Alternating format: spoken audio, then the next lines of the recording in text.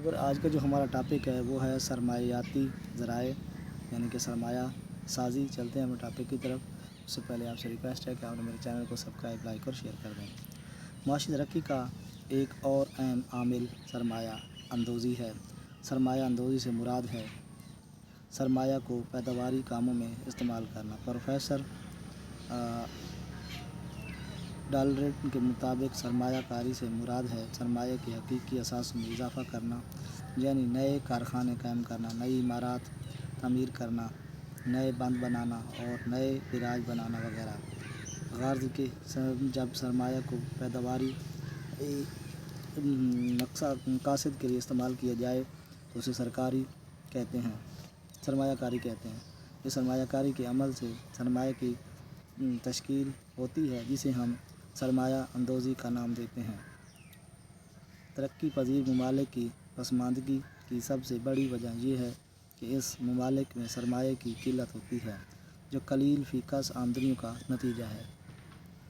دنیا کے ترقی یافتہ ممالک کی معاشی ترقی کا راز یہی ہے کہ وہاں پر سرمایہ کی فراوانی ہے اور سرمایہ پیداواری مقاصد کے لیے استعمال ہوتا رہتا ہے۔ کسی ملک میں سرمایہ اندوزی کے 3 باتوں کا ہونا بہت ضروری ہے۔ لوگوں کی بچتوں میں اضافہ کیا جائے۔ ان کا اضافی طریقہ ہے کہ لوگوں کا عام ضروریات زندگی پر صرف خرچ کم کیا جائے اور اس طرح سے رقم بچا کر اسے حقیقی طور پر سرمایہ کاری کے لیے استعمال کیا جائے۔ ملک میں اس قسم کے مالی ادارے موجود ہوں جو لوگوں کی بچائی ہوئی رقم کو پیداواری مقاصد کے لیے استعمال کر سکیں۔ ملک میں ایک قسم کے مالی ادارے موجود ہوں جو کہ لوگوں کی بچائی ہوئی رقم کو پیداواری مقاصد کے لیے استعمال کر سکیں۔ ملک میں سرمایہ کاری کی ترکیب اتنی زیادہ ہو کہ سرمایہ خود بخود سرمایہ کاری کی طرف منتقل ہوتا رہے تاکہ اشیاء سرمایہ کی مقدار میں اضافہ ہو اور ملک کی معاشی ترقی کی رفتار تیز ہو۔ پسماندہ ممالک میں سرمایہ اندوزی کی کمی کی 2 بڑی وجوہات ہوتی ہیں۔ اولاً ان ممالک میں بچتوں کی شرح کم ہوتی ہے۔ دوم سرمایہ پیداواری کی باہمی نسبت زیادہ ہوتی ہے۔ سرمایہ اور پیداواری کی باہمی نسبت سے مراد وہ شرح ہے جس پر کاروبار میں سرمایہ کی ایک خاص مقدار لگانے سے پیداوار میں اضافہ ہوتا ہے۔ اگر یہ نسبت پست ہو تو سرمایہ کی مقدار لگانے سے پیداوار میں اضافہ ہوتا ہے۔ اگر یہ نسبت زیادہ ہو تو سرمایہ کی زیادہ مقدار لگانے سے پیداوار میں کم اضافہ ہوتا ہے۔ پسماندہ ممالک میں یہ نسبت زیادہ ہوتی ہے۔ عموماً یہ شرح 4:1 ہے، یعنی 1 روپیہ پیدا کرنے کے لیے 4 روپے کی سرمایہ کاری کرنا پڑتی ہے۔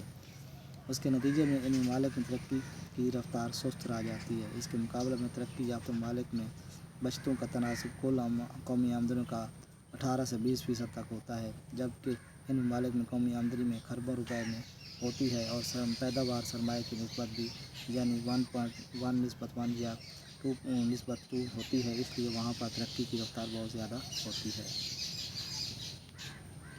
چونکہ پسماندہ ممالک میں سرمایہ اندوزی ایک اہم کردار ادا کر سکتی ہے، اس لیے ضروری ہے کہ ان میں سرمایہ کاری کی شرح میں اضافہ کیا جائے، جس کے لیے بچتوں کی زیادہ ترغیب ملنی چاہیے۔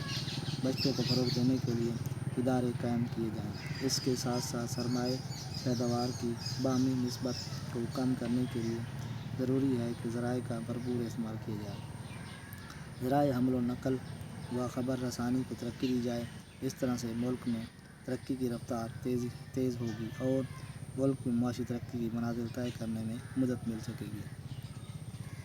جہاں تک پاکستان کی معیشت کا تعلق ہے، پاکستان میں بچتوں کا تناسب کل قومی آمدنی کا تقریباً 14% ہے، جو کہ ترقی یافتہ ممالک کے مقابلے میں بہت کم ہے۔ اس طرح سے ہمارے ہاں دوسرے 5 سالہ منصوبے کے خاتمے پر سرمایہ پیداوار کی باہمی نسبت 3:1 تھی۔ یہی وجہ ہے کہ پاکستان میں معاشی ترقی کی رفتار زیادہ تیز نہیں ہے، لیکن اگر ہم حقیقی طور پر ملک میں معاشی ترقی حاصل کرنا چاہتے ہیں تو ہمیں بچتوں کے تناسب میں اور زیادہ اضافہ کرنا ہوگا۔ اور آج تک اتنا ہی، نیکسٹ ویڈیو ملتے ہیں۔